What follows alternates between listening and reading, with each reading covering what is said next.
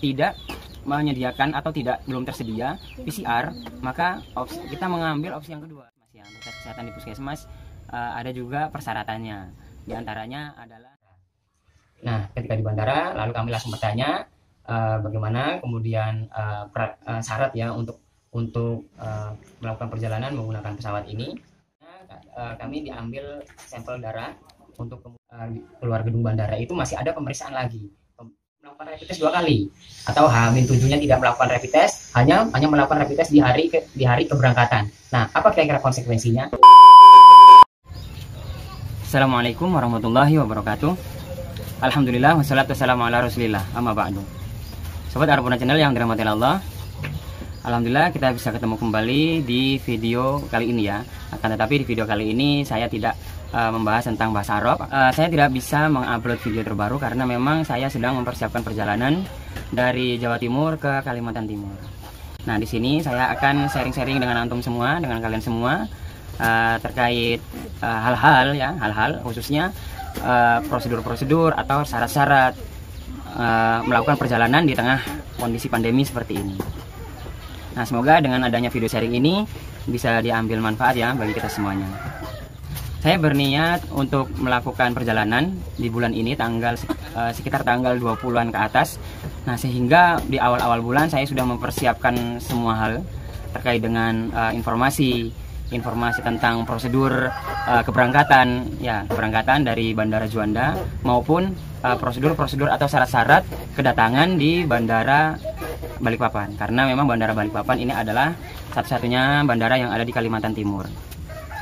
Nah, saya mencari informasi-informasi terkait dengan prosedur kedatangan di kota Balikpapan. Nah, jadi saya mendapatkan surat edaran dari pemerintah kota, dari Pemkot pada tanggal 1 Juni. Surat edaran tersebut dikeluarkan pada tanggal 1 Juni.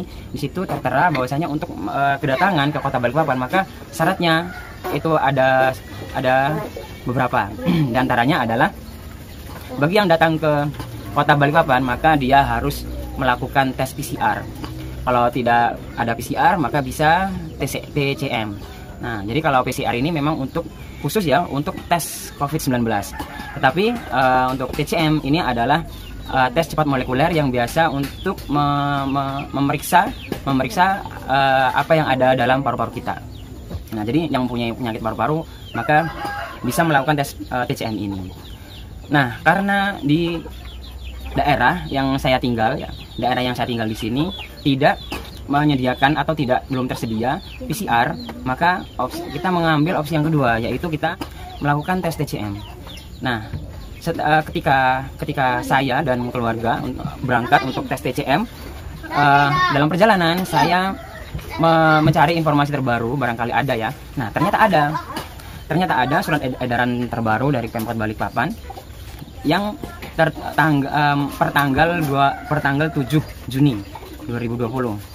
Nah, di situ isinya adalah menghapus tes TCM ya bagi yang akan datang ke kota Balikpapan. Nah, di sini akhirnya kami tidak jadi untuk melakukan tes TCM ya, padahal tes TCM ini relatif murah ya, cuma 60.000 kalau dibandingkan dengan tes PCR yang harganya itu sekitar 2 jutaan lebih gitu ya. Nah, tetapi setelah kami baca lagi, ternyata ada lagi opsi yang ketiga, yaitu ketika tidak bisa melakukan tes PCR atau tidak bisa melakukan tes TCM, maka ada opsi yang ketiga, yaitu rapid test. Nah, tetapi rapid test ini harus dilakukan 2 kali. Yang pertama itu H-7 sebelum keberangkatan. Nah, itu tes yang pertama. Kemudian harus melakukan tes yang kedua kalinya. Tes yang kedua kali, tes rapid yang kedua kalinya tes yang dilakukan pada H-3. Jadi H-7 harus dites, kemudian H-3 juga harus dites. Nah, jadi artinya kalau tidak tes PCR atau tidak tes TCM, maka sebagai gantinya adalah rapid test. Tapi rapid test ini harus dilakukan 2 kali. Nah, untuk harganya di tempat saya tinggal ya, di kota Bangkalan, itu murah.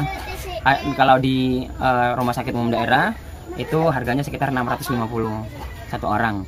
Nah, tetapi ada informasi rumah sakit yang lebih murah, yaitu Rumah Sakit Umum Lukas. Nah, di situ menyediakan rapid test ya, pelayanan rapid test dengan biaya 350. Nah, ketika kami akan melakukan tes TCM ini ya, tes TCM ini, maksud saya rapid test ini di Rumah Sakit Umum Lukas pada hari Senin ya, pada hari Senin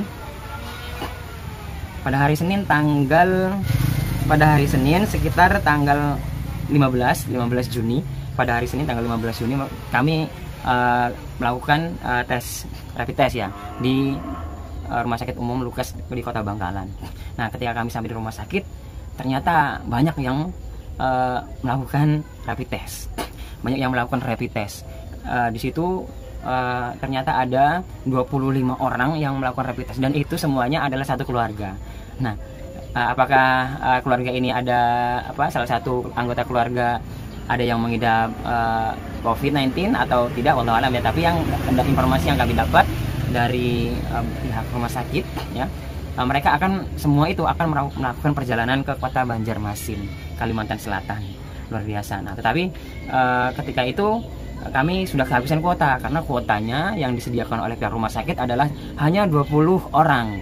Nah, mereka pun yang satu keluarga itu 5 orang tidak bisa menjalani rapid test hari itu. Nah, akhirnya kami melakukan mendaftarkan pada hari Senin itu untuk tes keesokan harinya, agar supaya untuk keesokan harinya kami tidak kehabisan kuota lagi. Nah, selain itu, selain harus melakukan tes entah itu PCR atau rapid test. Nah, selain melakukan tes tersebut, ada syarat yang lain, yaitu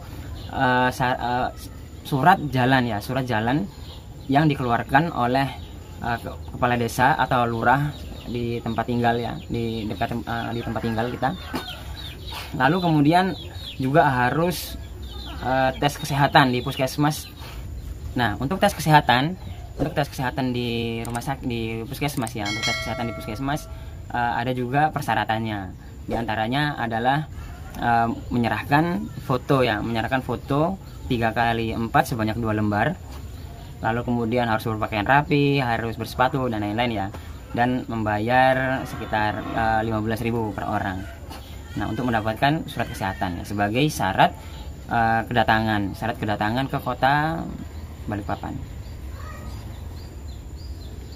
Nah, hari ini adalah H-1 sebelum saya berangkat ke kota Balikpapan.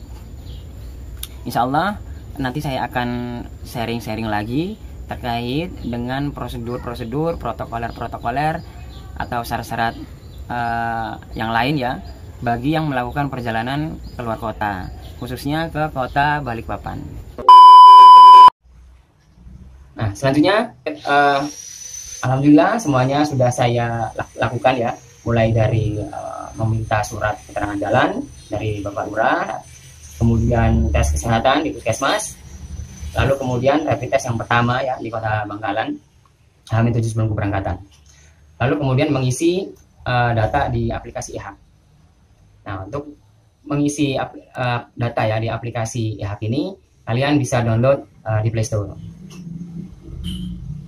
Sobat Rabbana Channel yang dirahmati Allah, pada hari keberangkatan kita sudah menyiapkan semuanya, segala macam persyaratan sudah kita bawa. Lalu kemudian kita di hari H keberangkatan, saya bersama keluarga berangkat ke bandara.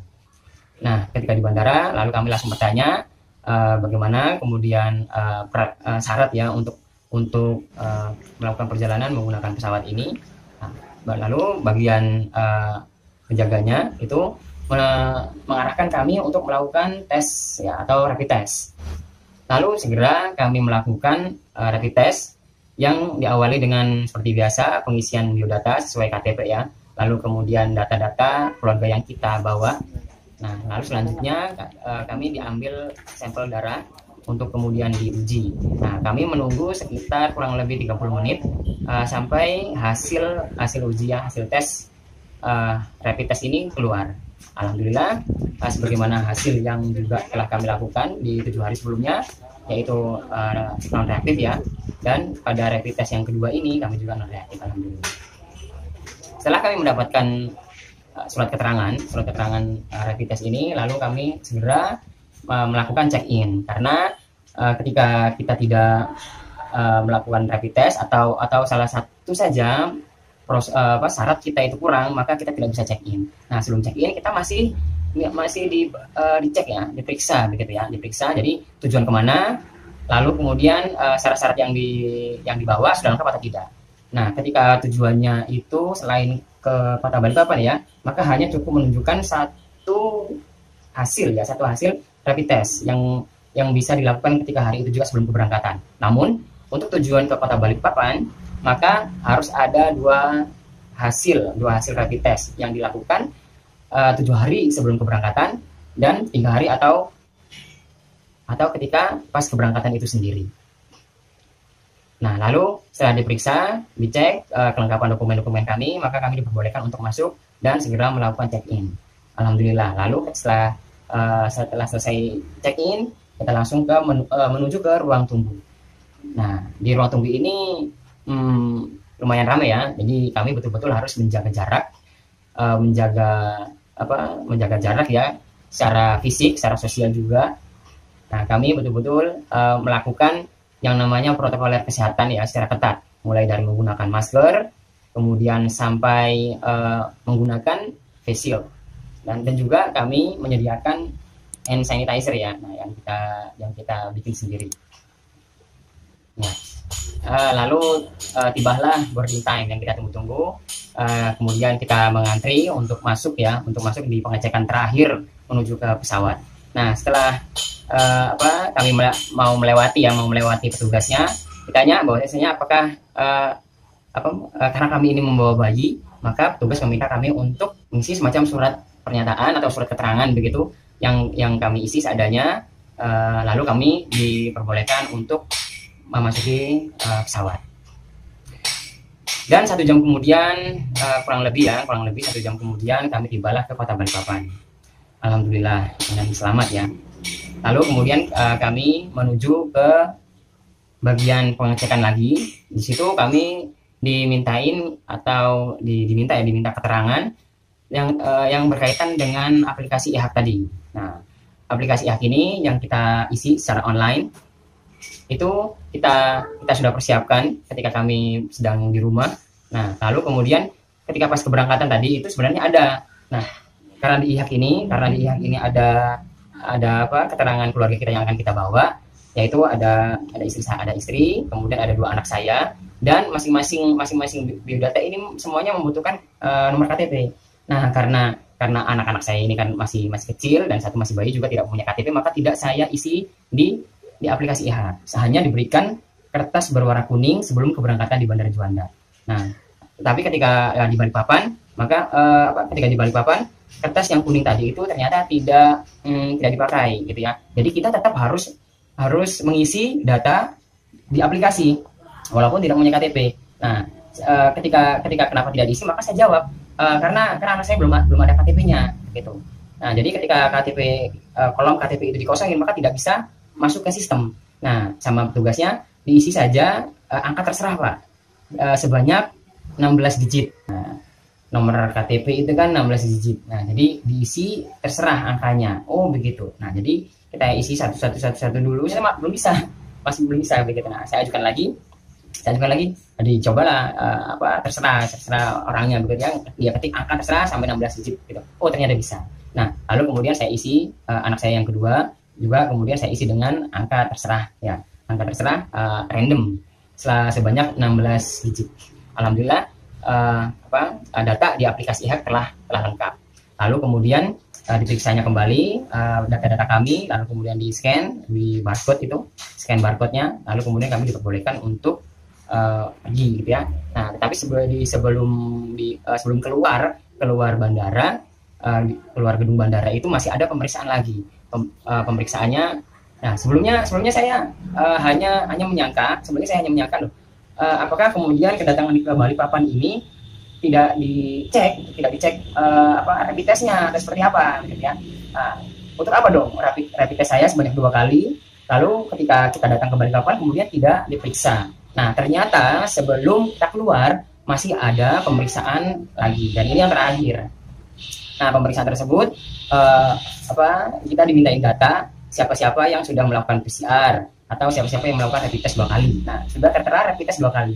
Nah, kami menujulah ke bagian petugas yang meminta data ya bagi pendatang yang melakukan rapid test 2 kali tersebut. Nah, lalu kami mengisi berbagai data, berbagai data, tanggal berapa rapid testnya, mulai tanggal apa, lalu yang pertama tanggal berapa, yang kedua tanggal berapa.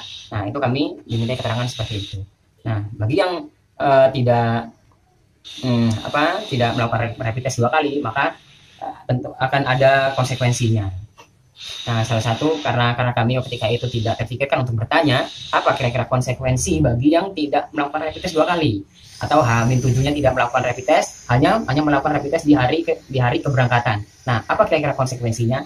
Nah, ya sayangnya kami tidak menanyakan hal itu, dan hanya kami sempat menanyakan kepada supir armada perjalanan gitu ya. Nah, beliau bagi yang tidak memenuhi syarat gitu ya, maka harus isolasi mandiri selama 14 hari di rumah. Kira-kira saya pikir konsekuensinya ya lumayan ringan begitu ya, ketimbang mungkin tes lagi di situ atau harus PCR di sana di bandara Sepinggan itu, atau bagaimana. Ternyata konsekuensinya yang menurut penjelasan Bapak tadi itu, menurut beliau hanya konsekuensinya hanya melakukan isolasi mandiri selama 14 hari di rumah. Ya saya pikir itu adalah konsekuensi yang ringan. Cuma wallahualam saya kurang tahu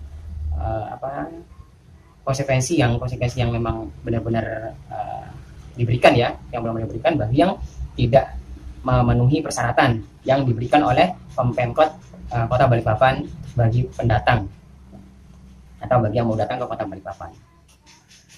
Dan alhamdulillah karena syarat-syarat kami lengkap, syarat-syarat kami juga memenuhi syarat. Nah, akhirnya kami diperbolehkan untuk pulang. Dan alhamdulillah kami sampai ke rumah kami dengan selamat, sehat, walafiat. Dan juga tidak lupa kami ucapkan terima kasih atas doa teman-teman semuanya. Insyaallah doa antum semuanya akan dibalas oleh Allah. Baik, itu saja yang bisa saya sharing pada video kali ini. Semoga bermanfaat. Saya akhiri. Allahumma fa'na bima 'allamtana wa 'allimna ma yanfa'una warzuqna ilman nafi'an fid dunya wal akhirah. Wassalamualaikum warahmatullahi wabarakatuh.